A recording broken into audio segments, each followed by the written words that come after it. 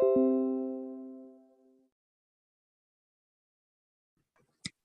morning, everybody.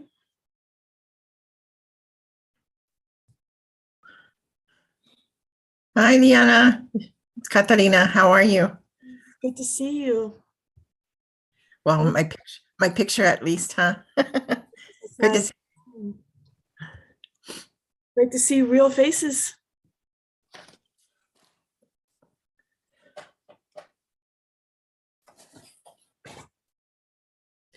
So we'll take just another minute or so before we get started.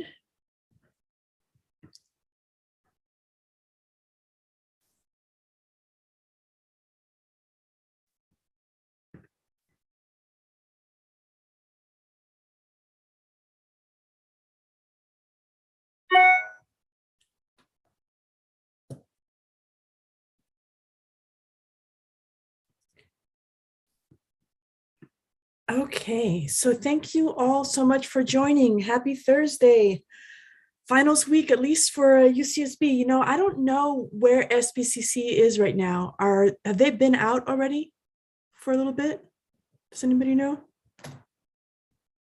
No one knows. I have not been tracking them. So in any case, good morning, everyone. Welcome to our monthly Isla Vista Community Network meeting. We will get started today with the land acknowledgement. And so we would like to acknowledge that this meeting is being held on the traditional lands of the Chumash people and pay our respects to elders, both past and present. We honor the traditional territory as well as the story and contributions of the Chumash people to the land upon which we gather and create. Thank you for that. And so we will start then with our round of introductions, but just wanted to note that this week, I think we're going to end at 1 o'clock. I don't know if we have a super full agenda, so I am hopeful that at the end, we'll have some time for open forum. So I want to just encourage you to think about any topics that you want to talk about with this time together. Definitely, I'm thinking that maybe a little bit of a recap or a reflection on how the quarter has gone. I know it's been a really intense quarter for a lot of us, but whatever you all want to do, or we will end early if we're so moved to. And so just to get started, I will begin with the introductions. My name is Diana Collins Puente. I serve as the Director of Community Affairs, Student Development, and Leadership for Associated Students. And I also serve as the co-chair of the Isla Vista Community Network. And I will move on to Viviana. Hello, Viviana Marzano, Director of Civic and Community Engagement, Isla Vista Liaison and Senior Advisor to Campus Orgs for the Division of Student Affairs. Thank you, Viviana. Do you have any quick updates? No, winding down, you know, lots of new things this quarter. You know, also it has been very hard for some of the students to come back. Student groups, you know, we have noticed that we are having a lot of new officers in student groups.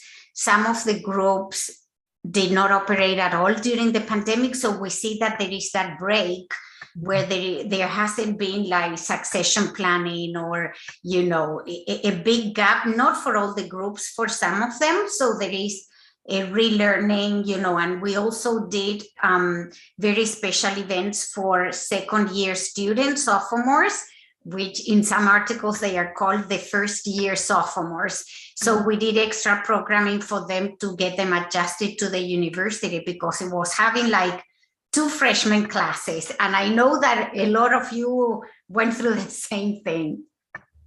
That's right. Thank you for that insight, Viviana. Yes, it really does feel like there was nothing normal at all for anybody about the quarter, and seeing kind of how that's evolved is really interesting, right? How everyone is getting acclimated or not, getting oriented or not. I think in some ways it feels like there's going to be another restart in the winter for a lot of that orientation and getting people to kind of understand where we are with things. So thank you for that, Viviana. And moving on, next, Katarina, how about you? Thank you. Good morning, everyone. I'm Katarina Zamora with the Alcohol and Drug Program under Behavioral Wellness at the County And there's a lot going on with us too, where I wish I had an update of all the behavioral wellness stuff, but I don't. There is a lot going on. There's a lot of grants coming into the county. There's a lot of work in the schools that are that we're trying to do, implement, and we're hiring new staff to get, which, as you know, is not easy anywhere. But a lot is happening. We're trying to implement some prevention services in the schools right now.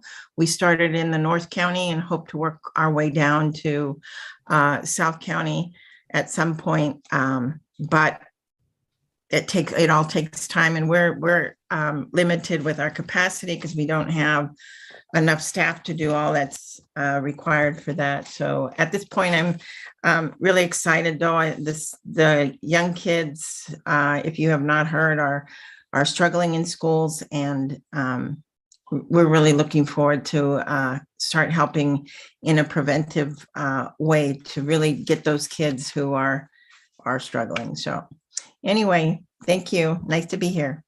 Thank you, Katarina. And would you say that those prevention services that you're offering, are they really tailored to kind of this particular moment in time with supporting young people, or are they more general prevention services?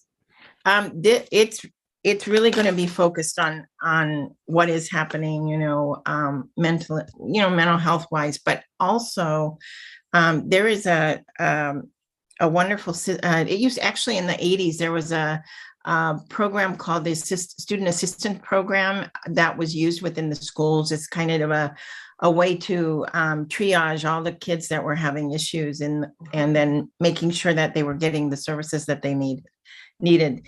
This is a similar idea, but this time it's with an assessment of themselves as well as their parent on a separate occasion. So it's really following these kids throughout the school year and being available to them for whatever they need. It is specific to cannabis, this particular grant that we're using, but we all know that it's all connected one way or the other. So we're not in the school yet, but they're very desperate for our services. It's just a matter of getting us. We're very close to being able to implement this. So it's a good assessment, and we're really fortunate to have these services available for them. Wow. Thank you so much, Katarina. Very, very interesting. Then moving on next, we'll go to Felisa. Hey everyone, I'm Felisa with Standing Together to End Sexual Assault. I think just a small update for us, we've been making way with some of the high school, a little bit of the middle schools, and as well some of the campuses for college students.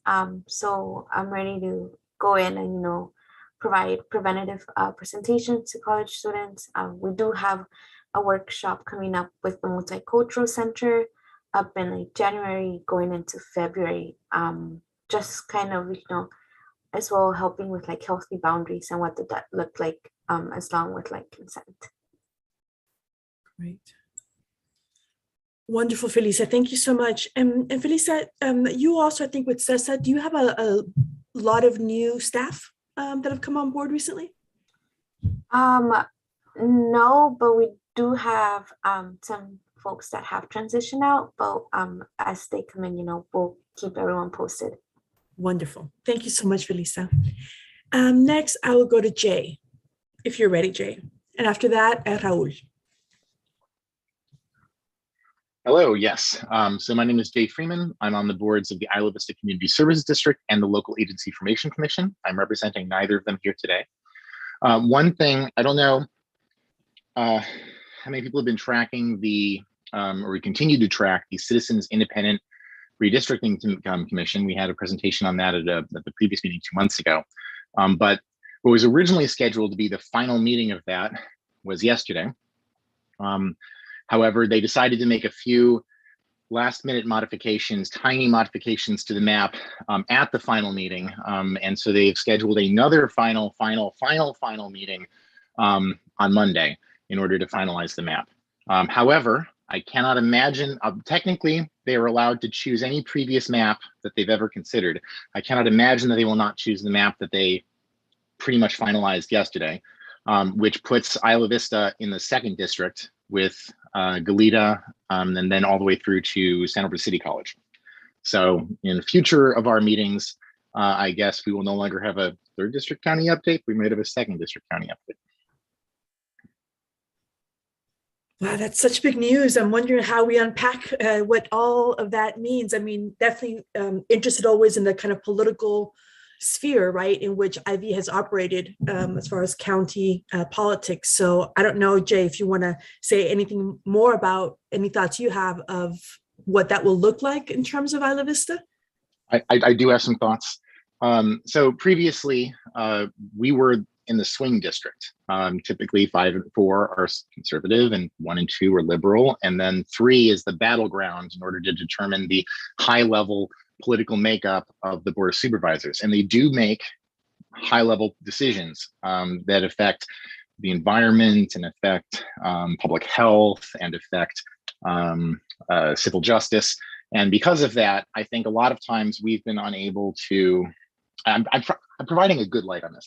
A lot of times we've been unable to have nuanced discussions about our particular needs because, well, if you don't vote for this side, whether you're here or in Santa Ynez, then the apocalypse will happen on the other side. And so one good light of this is that by being in a district that is liberal, we will likely be choosing between multiple liberal candidates, and they will be arguing about things like public works as opposed to arguing about things like oil, which might be, from a local governance perspective, an interesting shift. It does have the effect that we are now, as an unincorporated community in an area with a large number of strong with a large number of residents who are in strong incorporated communities. Yeah, incorporated communities, and that might have, though, somewhat of an opposite effect, that when you're dealing with people inside of cities, don't look to their county in order to make a lot of the decisions that we think about, such as public works or regulation of local businesses, and so the electorate there, we might not get some of that benefit. The biggest concern a lot of people have, however, including myself, is that Isla Vista has very low midterm election turnout. And that was something that I came even the last meeting yesterday, still begging for some kind of change. I was even trying to get them to just maybe relabel the numbers 2 and 3, which there were some bad reasons to not do that even potentially, but none of us thought it was going to happen. So might as well try it. Because with Isla Vista, with everyone playing musical apartments between the primary and the general, and with many of us being first-time voters coming in, we have to re-register and get out the vote to everybody within a couple months every year. And so the midterm elections aren't as exciting in order to draw out that vote. And what that leads to is a somewhat uniquely depressed voter turnout during midterm elections here. And so by moving us from the number 3 to the number 2, we move our election cycle from the presidential election cycle to the midterm election cycle for supervisor. And so it is going to be all that much more difficult for us to have for students' voices to be represented in the supervisor elections. So those are some of my thoughts. Wow, thank you so much. Did anybody else? Thank you for that, Jay. You unpacked a lot in a very brief amount of time. Super appreciate that. Can I add something to Jay's comments? I also hear from, long-term residents and things like that. There is a pretty bad pushback that they feel, why should students vote if they are around in the area for only 4 years and they are, so I don't know, moving to the 2nd district, what the response would be, because before, like we do not vote for the mayor, for this or that, so probably we are still safe for those people. We'll see what happens with this. That's a very interesting point too. Great. Thank you so much, Viviana.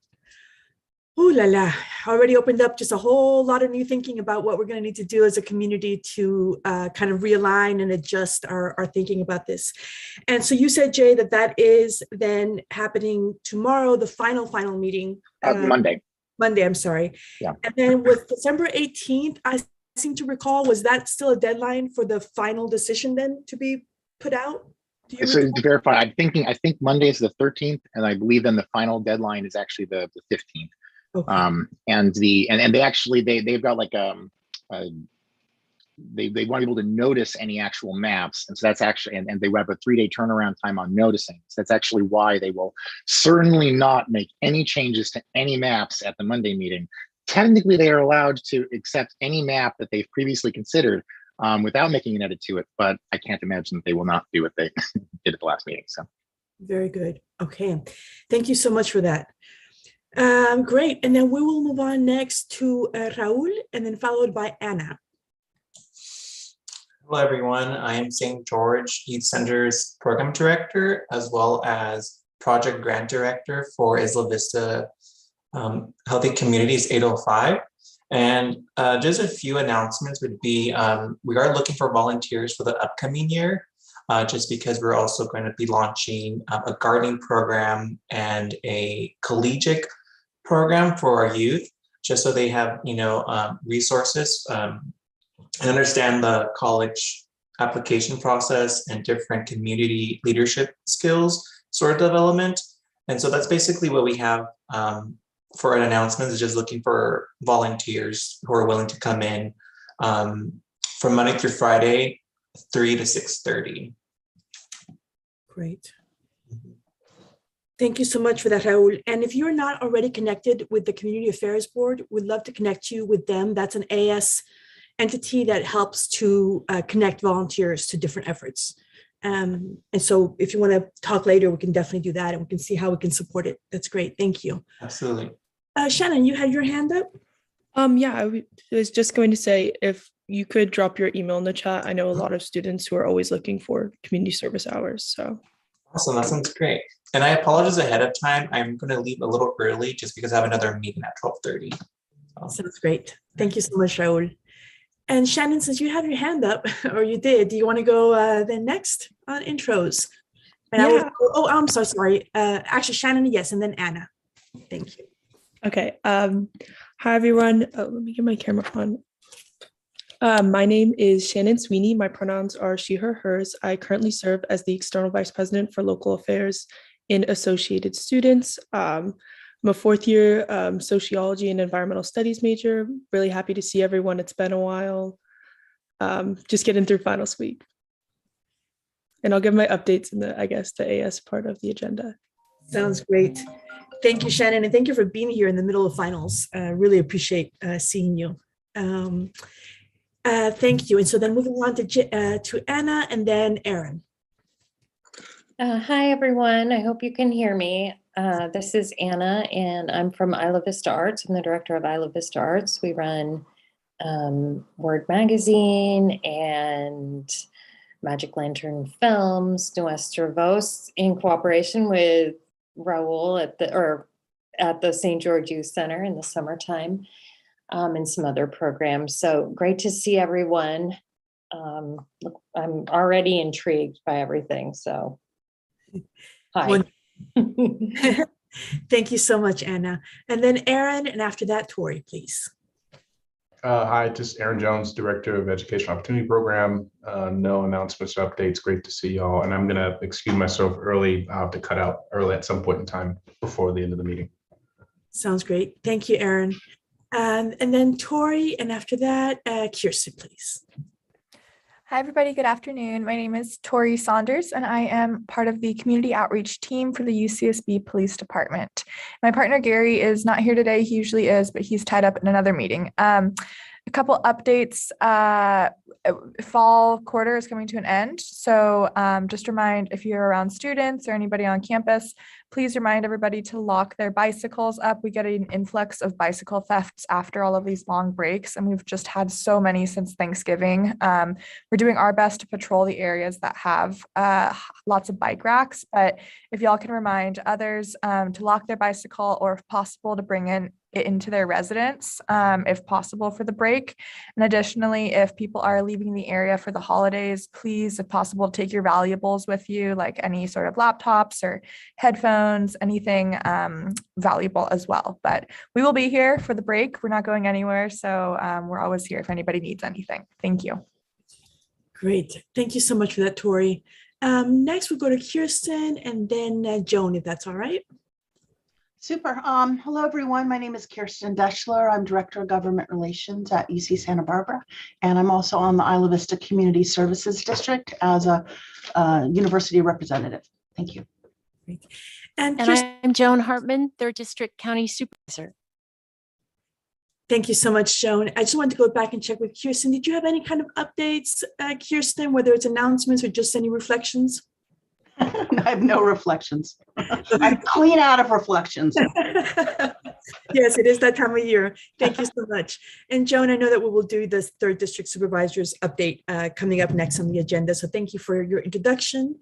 I would have called on Mark next, and I see that Mark said, I'm unable to come off mute, but hi, I'm Mark, Mark Vukovic, a passionate Isla Vista community member. My only update is to check out my opinion piece on Munger Hall that gives a nuanced take on the project. And he has included that link in the chat if you're able to check that out. Thank you so much, Mark.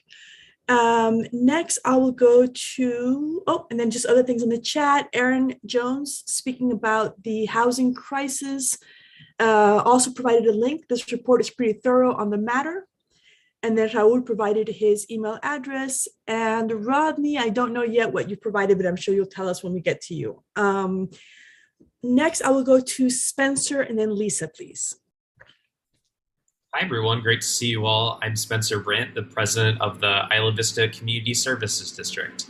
And I think I'll share an update on the IVCSD report section. Great. Thank you so much, Spencer. And Lisa? Hi, I'm Lisa Osborne, News and Public Affairs Director with KCSB-FM, which is part of Associated Students. Thank you, Lisa. And next I will ask Sydney to do an intro, and Demi. And please remember, feel free to give us any updates and even any reflections that you have about the year, or the quarter rather. Hi, everyone. Yes, my name is Sydney Casler, Community Engagement Director for Isla Vista Community Services District. I apologize for having my camera off today. I'm a bit under the weather, but we will keep our updates, or I'll share some updates during our piece of the agenda. Thank you. Thank you, Sydney. And Demi. Hi, everyone. I'm Demi. I'm the project coordinator for the Isla Vista Coalition for Healthy Communities 805. November was a pretty quiet month for us, so I don't really have many updates. I was out quite a bit during November, so just looking forward to finishing up the year and starting fresh in January. Thank you. Thank you so much, Demi. And then Luis, and after that, Rodney. Luis Valerio, Recreation Coordinator for the Isla Vista Rec and Park District, and I'll share my updates later on the agenda. Thank you, Luis. Rodney, and then John Foran. Hello, everyone. I'm Rodney Gould. I'm the Isla Vista Community Advisor for the Associated Students.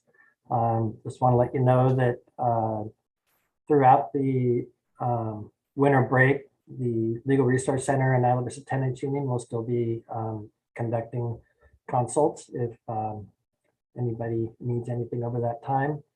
The Pardell Center itself, printing services and everything will close after December 23rd. And then in the chat, what that was is there's, as most of you know, with the housing shortage that occurred, there's lots of students that were put up in temporary housing, and many of them have to move out. And so they're requesting assistance from anybody this Saturday and or a Sunday to help people move their things into different places, and they're at various hotels like Turnpike Lodge and which I think maybe has a different name now.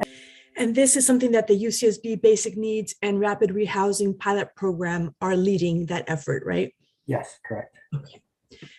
Wow, thank you for that, Rodney. Very interesting. And Rodney, just maybe as a reminder to everyone who might not be familiar with the services of Isla Vista Tenants Union, that's an AS entity, but anybody can in Isla Vista can utilize the services for the Isla Vista Tenants Union, right? So thank you, Rodney, for that. Next, John Foran and then Jonathan Aboud. Thank you, Diana. Hi, everyone. John Foran. I am with Eco Vista. Peace back. Thank you. Thank you, John. And then Jonathan, and after that, we'll go on to Gina. Hi, everybody. Jonathan Aboud with Isla Vista Community Services District General Manager. Thank you. Thanks, Jonathan. And Gina, your intro, and then if you want to go right into the 3rd district, if I don't know who's picking that one up, but you're welcome. Joan's on, right? I got on a little bit late. Yeah, I see Joan. Hi, everyone. I'm Gina Fisher. I'm district rep for Isla Vista for 3rd District County Supervisor Joan Hartman. And I think Joan probably wants to lead it off with probably with redistricting. Sure. Well, let me end with that. Let me start first that as we come to the end of the calendar year at the county, that's when we really start thinking about budget formulation for the next fiscal year. So we've launched that process. And as you've probably all heard, there's been a lot of federal money coming first with the CARES Act that was enacted March 2020, and then with ARPA March 2021. And this money is carefully monitored and audited by the federal government. So we don't have unlimited freedom. It has to go to things that the federal government says.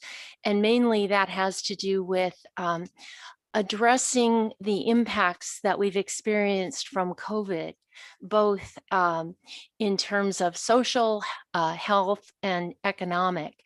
So the county, and what's interesting to note, and Temple University is doing a lot of work on this, is that all this money comes vertically from a wide range, 10 different federal agencies, and must be double that, triple that, different programs, and then different funding mechanisms, grants direct to county, to the state.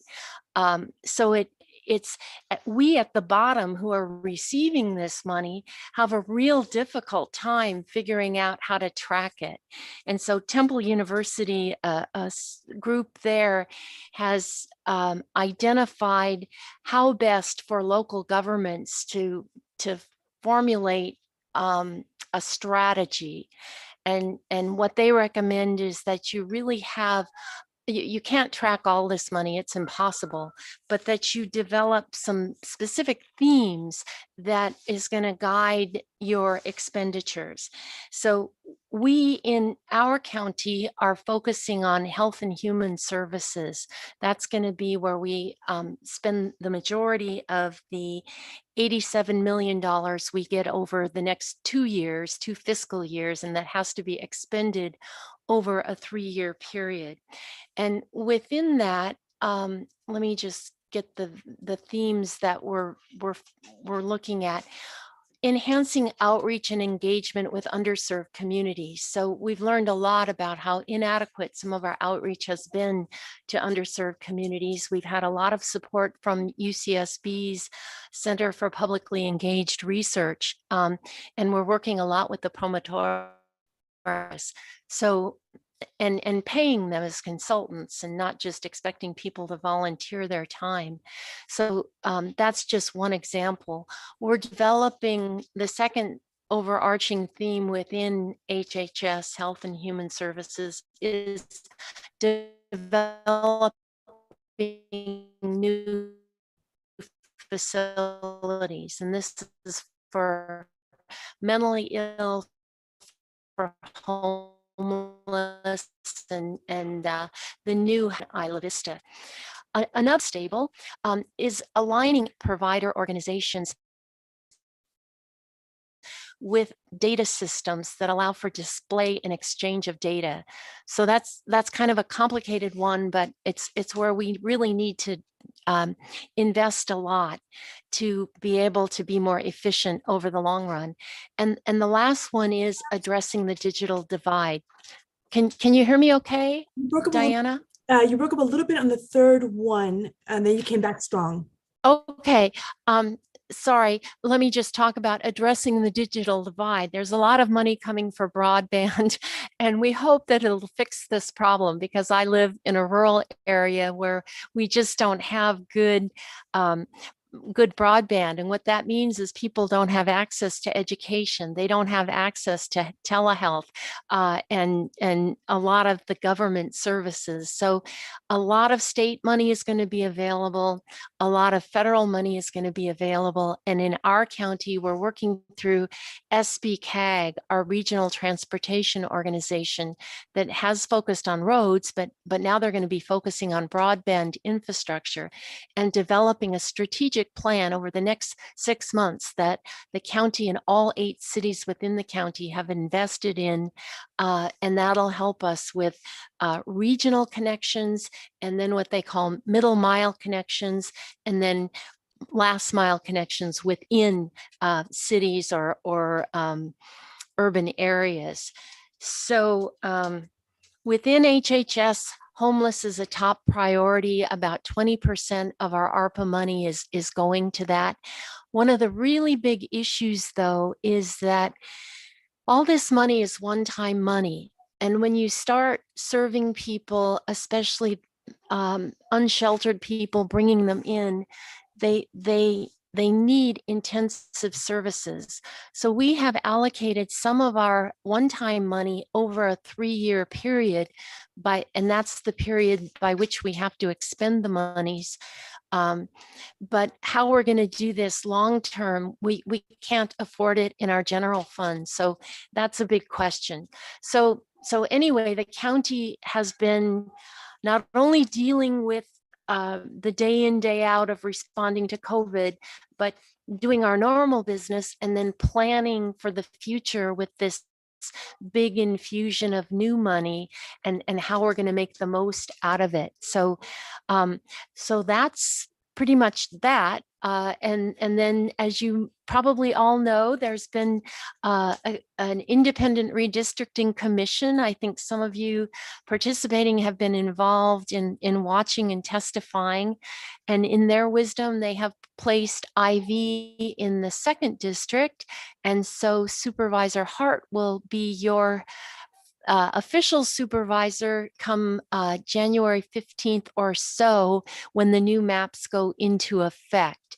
I will say that Supervisor Williams has always stayed connected to IV, and he is sort of a de facto supervisor, and I'm hoping to persuade Supervisor Hart that for a little while we can co-parent and both have a role in Isla Vista until the transition is complete. And I will always be an advocate. Any questions? It means you're out, John, yourself on January 15th? Officially, that's when the transition takes place, when the new district maps go into effect. It's 30 days after the maps are adopted. So I don't know, it's about January 15th. I don't know the exact date. But the way John worded that question, you're not losing office. I mean, you're the 3rd district supervisor. You're just not our supervisor. Yes. Yes, I still am supervisor of the 3rd district. Yes. All right. Thank my you. term goes through 2024. That was my concern. Thank you. Okay. Thanks, Jay. Appreciate the clarification. Rodney, you have your hand up. Yeah, this wasn't a question. I just wanted to say thank you to Joan and Gina for years of support, and we will miss you dearly. Well, thank you. And please know, we're always here for you.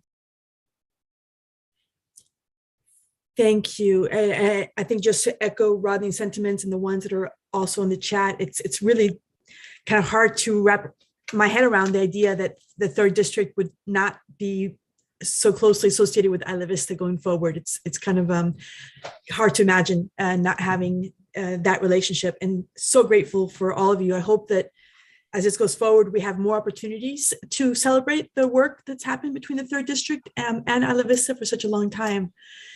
So thank you for that. Are there any other questions or comments for? Let me just piggyback. It's been 141 years that IV has been in the 3rd District. So you put your finger on something.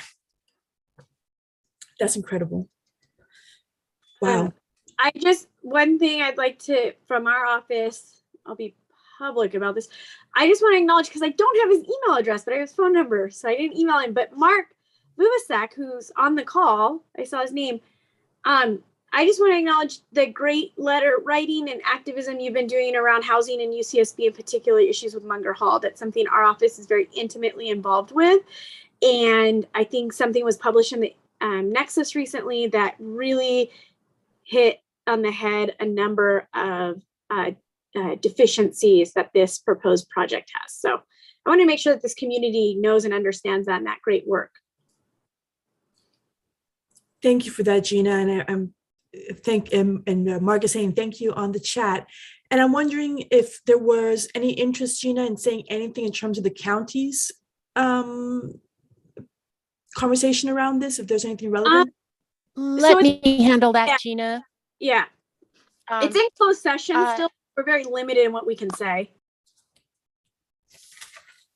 Yeah, the county it has a position, and we hope to communicate that soon to the chancellor. Okay. Very good. Thank you so much. And so if there are no additional questions then for Joan or Gina, again, thank you so much for your time. Look forward to another opportunity before things transition for us to all meet in January and to have another chance to kind of just recognize all of the work that's been happening for so long. So thank you. Moving on next, we'll go on to AS. Shannon, would you like to take that away? Yeah, so hi everyone. Again, my name is Shannon. I currently serve as the External Vice President for Local Affairs.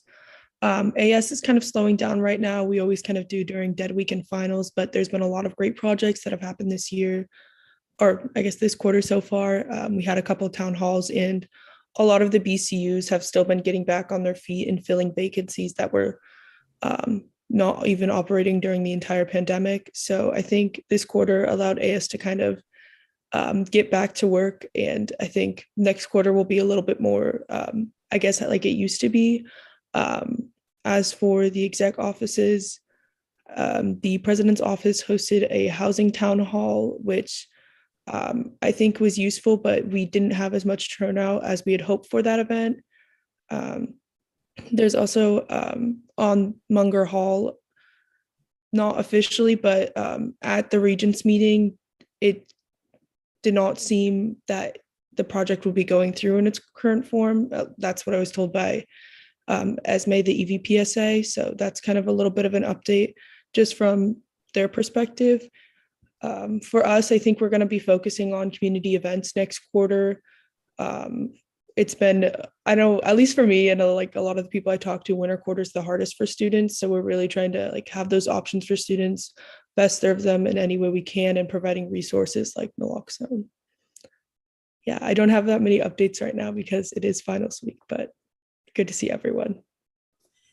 Thank you so much for that, Shannon. And I would just welcome you if you have any other reflections in terms of what you think this quarter has been like for the students that you represent. You know, any reflection on what's kind of happened or not happened. You mentioned some of that in terms of vacancies and resuming some functions, but if there's anything else that you wanted to share about that. Yeah, I think it's been hard because there's not a lot of people, and this goes, I think, with every organization on campus. There's not a lot of people who are seniors and have done the full year of being in the organization since they were a freshman and like seeing how things work in person. And there are people who did get involved over Zoom, but that's their only experience they had. So I think this was like a big learning period for a lot of student organizations and groups, and kind of getting back into the rhythm of things, and also just even like meeting in each other for the first time and having relationships with each other where it's not just work and like actually becoming friends with, I think it's been like a time of coming together, but also a lot of growth for a lot of students. And I think also it has been challenging for a lot of students to transition and a little scary. Mhm. Thank you so much for that, Shannon. Appreciate those reflections. Are there any questions for Shannon and associated students? Okay, thank you so much. And again, good luck with finals, getting all that done. And thanks for coming out in the middle of it all. Next, we are moving on to the IVRPD report. And Luis, if you would like to take that. Yes, hello everybody. Just want to thank everyone who came out. Last Friday, we held our Lights, Love, and Community event at Estero Park. We celebrated the lighting of the honorary holiday tree out there in the Red Barn and Teen Center. We also installed some lighting over at Little Acorn Park in our district office, trying to spread the holiday joy throughout the community. And a huge thank you to the Isla Vista Community Relations Committee for helping sponsor that. We had over 300 people attend on Friday, and thank you to the Kiwanis Club of Santa Barbara for sponsoring and donating 300 hamburger meals at the event, and also Fernando's Churros, who came out, and we also provided free churros for everyone that came. So hope everyone that came had a good time. Thank you for the Ivy Foot Patrol for sponsoring the beverages, and Supervisor Hartman for coming out and speaking and connecting with everybody in the community. So we look forward to continuing hosting more community events. 2022, we have a full slate of events scheduled. We're going to be hosting a spring concert series, a 4-week series during the month of April, along with a dog park event celebrating all of our pet owners in the community. We'll also be hosting the Ivy Family Fair.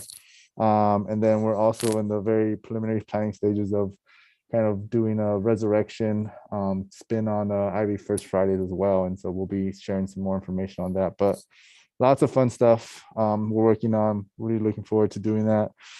We are starting to host monthly volunteer days. We hosted one this past Saturday. We had about roughly 35 volunteers come out to Estero Park. They help with doing some trash cleanup on the streets in IV, help with some garden maintenance, and really appreciate all those volunteers that came out. And if anybody's interested in future volunteer days, please feel free to email us, ivrpd@ivparks.org, and we can let you know when our next volunteer day is. I'm currently looking at January 22nd for that. We do have a board meeting tonight at 5:30 p.m. Where we'll be unveiling the conceptual design for Pardall Gardens. Past couple months, we've been hosting some community meetings, doing some on-site engagement at Pardall. Thank you. We had over 100 people participate in an online survey, and over 200 people participate on the on-site engagement on our chalkboards that we had set up there. Lots of people giving lots of great feedback on the 3 different designs that we had posted up. And so we'll be unveiling that concept design, which will then be hopefully approved by the board, and we can start planning on doing a full renovation of Pardall Gardens in 2022, which will be really exciting. We also have some other special news that we'll be sharing tonight at the board meeting, so I encourage everyone to tune in for that. And yeah, that's pretty much all I have at the moment. That was a lot. That's really great. I am seeing on the chat so many people responding to the lighting event, that it was a great event, great turnout, really fun, very good. Congratulations. And I hope that there's some pictures out there that we can all see and enjoy the lighting. Thank you for that. Are there any questions for Luis and IVRPD, Ivy Recreation and Park District, for anyone who's not familiar? I have a question. I wanted to ask about the spring concert series. I wondered where that would take place, and if one of the dates was around April 2nd.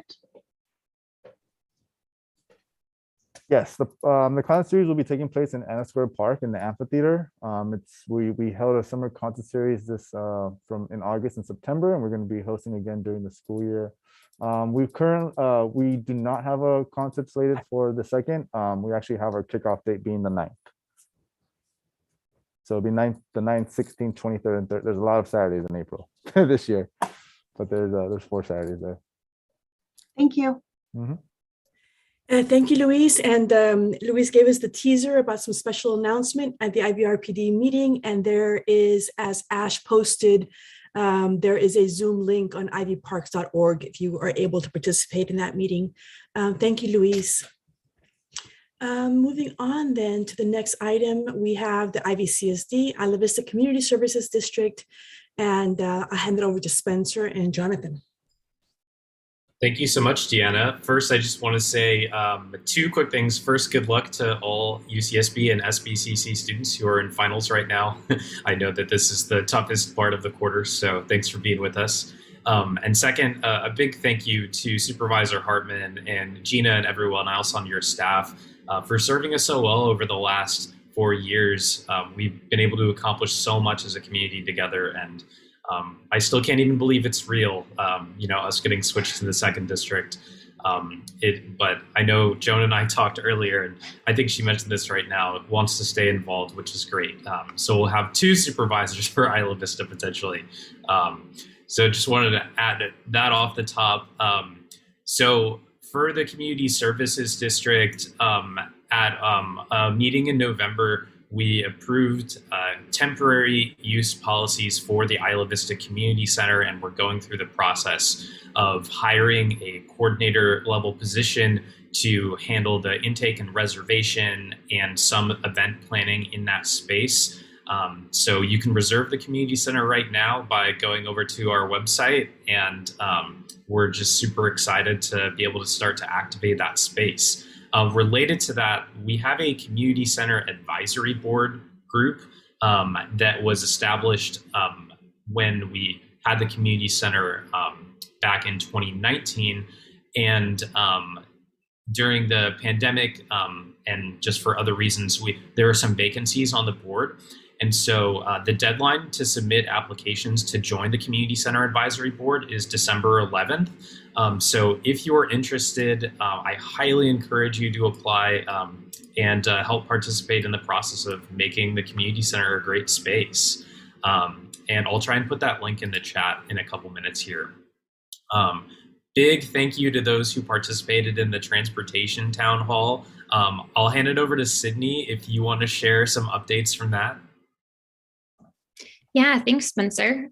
So last month we hosted a transportation town hall and had a really great turnout with about 50 attendees. And this was to kick off the development of an equity-based community mobility plan for Isla Vista. We shared, the project overview, ways to get involved, and a number of people shared their mobility concerns, mobility and transportation concerns, feedback, and their ideas for the future, which was really great to hear. So I'm actually compiling all of that information. The meeting was recorded, and I can share that in the chat for anyone who's interested. Next year, we'll have a number of transportation and pop-up events. And for anyone interested, there's a public comment form on our website. And we will be launching a comprehensive needs assessment survey in January. So more to come with that. So thank you. Thanks for the update, Sydney, and thank you to everyone on this call who was also on that town hall. I thought it was a really good conversation, and we're looking forward to your continued participation.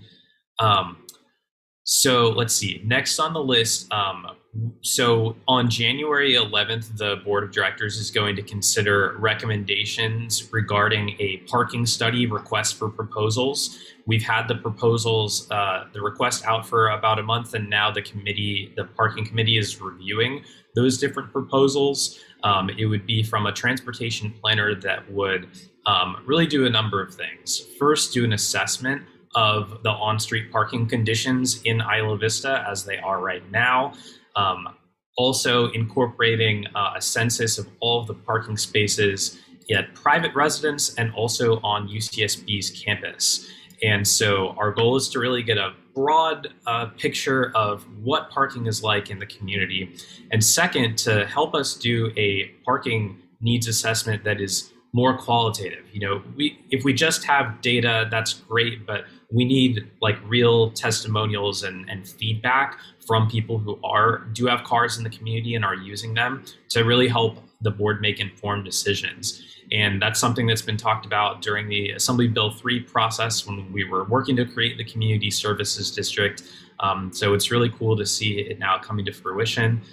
That meeting again is going to be December 11th at 6 p.m. when we're going to get those recommendations, or I'm sorry, January 11th at 6 p.m.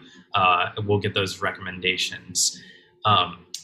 Additionally, the board is got a lot of requests for proposals out right now. We're going to be considering a request for proposals response that we got about planning in Isla Vista.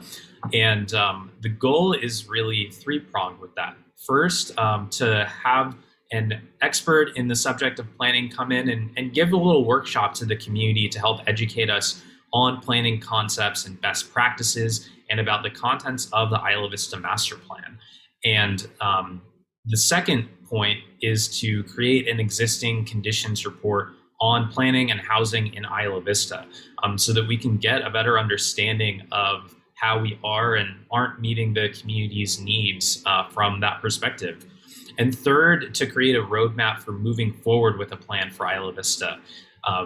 I've mentioned this to some on the call before, but Isla Vista's sort of zoning and land use has been basically the same since 1970. And there's been the attempt with the Isla Vista Master Plan. There are many in the community that spent hundreds and thousands of hours of going through that process to create that plan. And unfortunately, it was never adopted because of some parking concerns and some other concerns. So our goal is really to figure out, is there a way that we can move forward with this blueprint and how would we do that? So that vote is coming to the board at our meeting this coming Tuesday.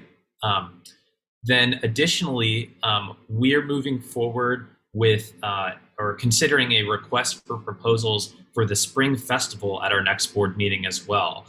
This is a process that was started in 2019 with a number of town halls and an extensive community engagement and survey project where what we really found is that people are looking for different alternative options to the party culture during big weekends like Deltopia and Halloween.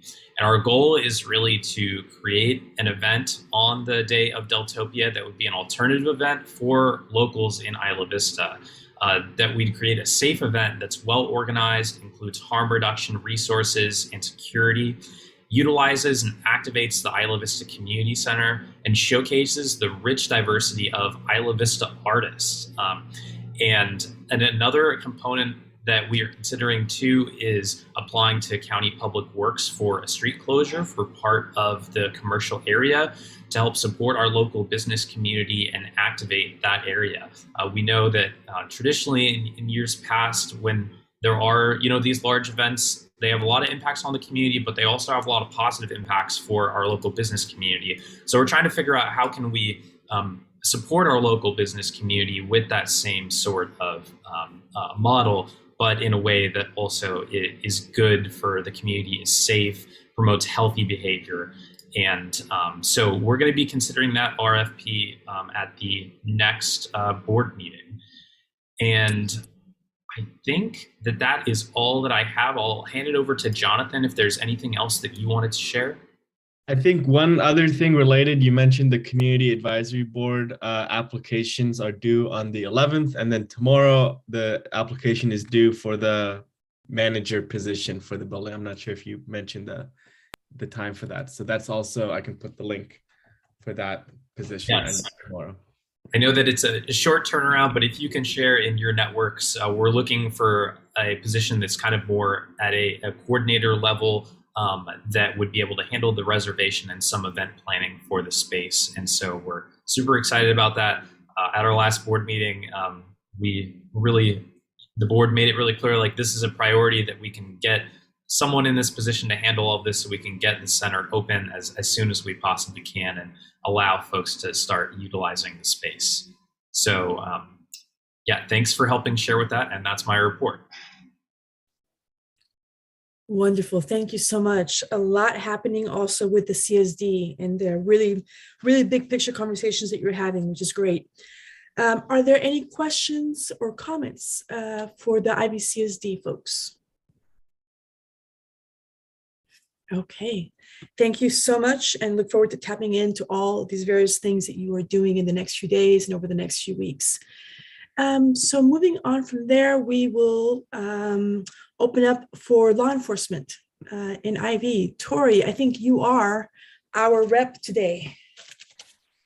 Thank you. We don't have very many announcements as far as UCPD goes. Again, just please remind everybody in the community to lock their valuables up as we go into this holiday break. As far as Isla Vista Foot Patrol, I don't have any updates for them, but I can let Justin know if there's any questions or pass along his email if it's needed. I think he might not be working today, but I will see him in the coming days. So if there's any information that needs to get passed on to Foot Patrol, I can do that as well. Thank you. Great. Thank you so much, Tori. Are there any questions right now for Tori? Otherwise, I think we are at the end. I do have a question, sorry, but you couldn't hear me because I messed up on my audio. No worries, Jay. Please go right ahead. Yeah, just switch to the video that match my audio. Hello. I was wondering if there were any updates on the incident that occurred at the Best Western Hotel. Last I had heard, it was possibly classed as a murder-suicide. The reason related to here is because there were a number of students who were staying at the Best Western as well as the Kimpton right next door. So I don't have any updates as far as like UCSB Police Department's involvement with that, since that is, well, it's an interesting location because it is technically where we're housing a couple of students, but I believe the Sheriff's Department responded to that call for service when it initially went out. But I can get some information about it, and I will have my supervisors contact you or Sheriff's Department. I'm not sure who would take lead on that one, but definitely a really horrific incident that did happen. And I know that they're doing lots of investigation into it and trying to figure out what's going to be the best for our students and make sure that resources are available to all who were affected. But I can get that information for you, Jay, and then next meeting, I can come back with that. Thank you so very much. Great. Thank you, Jay, and thank you, Tori. Any other questions for Tori? Okay, great. Thank you so much, Tori.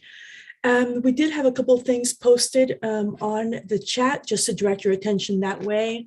We have the information on the Community Center Advisory Board deadline and the link to that. And then a message from John Foran saying, Ash, Katie, Elvia, and myself were interviewed this week by Ecovista co-founder, instigator, Jess Alvarez-Parfrey in her capacity as a staff member of Transition US. And the video of the conversation can be found using the link that he's provided. John says this video and its circulation around the Transition US network is a big deal for Ecovista, bringing visibility to Isla Vista as it will go out to many, many local communities doing transition work around the country. Great, thank you for that, John. And then Sydney, you provided a link to, I'm not sure what this link is to. Oh, apologies, that's to the Transportation Town Hall recording. Oh, great. Thank you. John, since you're on, did you want to say anything more about your post? Want to just open up the forum for you? Not really. Thank you so much. It literally came across my email since the meeting started, and I was quite excited to receive it. I haven't watched the video, so we may or may not be as articulate as we would like, but it should be a kind of endearing reflection on the work we've been doing in Isla Vista over the last couple of years. So thank you. That's fantastic. Look forward to watching it. Thank you. And then Jonathan, you provided the link to the program manager. Yes. Is the coordinator, is the coordinator and the manager two separate positions? No, it's just the same. It's the same role, just terms being missed. And the deadline for that was also December 12th? It's tomorrow, 10th. Okay, wonderful. Thank you so much. So now we have, and I wanted to just also note that Ash, you came in after we had done intros. So I don't know if you want to introduce yourself. No, thanks. Okay, sounds good. Thank you. So that is the regular agenda. And then we have right now, if we would like some time for just open forum, any burning issues, things that are coming up that have not been already covered. One thought that I had that I think we talk about often during this time of year is just the importance of supporting our local businesses during December, which is a time when they take a really big hit since so many of us are out of town. So I don't know if anybody has an extra plug to make for businesses, but just I think it's always a great idea to encourage other folks, especially our faculty, staff, and long-term residents who are in IV to just get out into Isla Vista during these days. It's also kind of a nice time, right? Because it's quieter than the rest of the time in Isla Vista. So it's kind of a cool time to hang out in IV. Is there anything else from you all? Thank you, Erin. Have a great weekend. Yeah, could I add something, please? Yes. I was distracted earlier, but I wanted to say that I just wanted to acknowledge Joan and Gina for all their work in Isla Vista.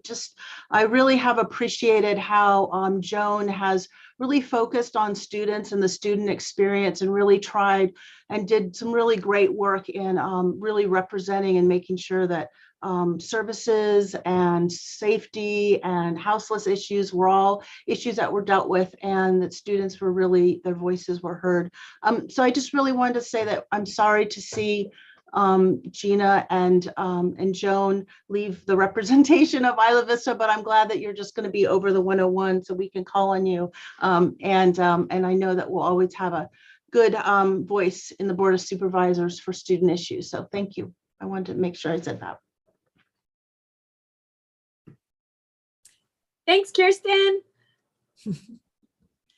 Thank you, Kirsten. And Joan also on the chat said thank you for that. It means a lot to them. Thank you. And Jonathan said, come get your groceries at the co-op. Good plug, Jonathan. Thank you. Right on time. Is the co-op still doing curbside and deliveries? Do you know, Jonathan? I'm not sure. I've just been going in. I haven't had to use it. I think I actually used curbside like a month and a half ago. Wonderful. Thank you. Anybody else? Any plugs? Any burning issues? Or anything else that you want to discuss? Also, thoughts about upcoming agenda items for our next Ivcn meeting. That would be super helpful. I know we've got a lot of really, really great things that everyone's been working on. It's kind of amazing just in this last hour how much information we have covered. And so if any of those things that anyone has discussed, if we want to bring them up again and have more time in the agenda, please either bring it up now or let me know and we'll plug it in. Anything else, y'all? Okay. Then it sounds like in that case, we're going to wrap up a little bit early today. We will give ourselves back 12 minutes of our day. Thank you all so much for being here. We will see you next month at the next Isla Vista Community Network meeting, and enjoy the break if you get to have one. And thank you all. Happy holidays. Thank you. Happy holidays. Thank you.